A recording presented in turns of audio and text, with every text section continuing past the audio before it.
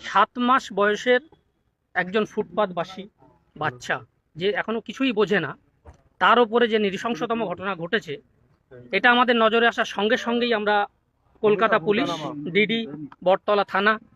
North division সবাই একসঙ্গে ঝাঁপিয়ে পড়ি এবং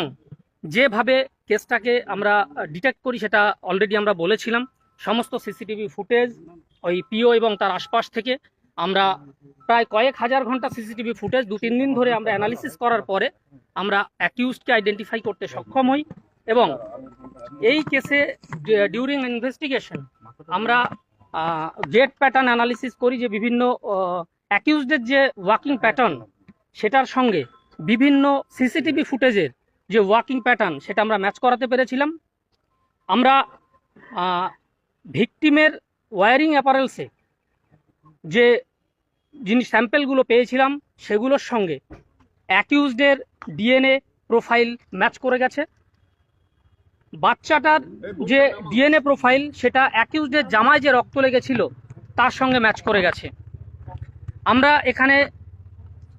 গুগল আর্থ ম্যাপিং করেছিলাম, যেটা কোর্টের বুঝতে সুবিধা হয় কিভাবে ক্রাইমটা হয়, সেটা প্রেজেন্টেশনের মাধ্যমে এবং রাইট ব্লকারের মাধ্যমে কোর্টকে দেখানো হয়েছে এবং কোর্ট এটা কনভিন্সড হয়েছেন যে এটা বিরল থেকে বিরলতম ঘটনা।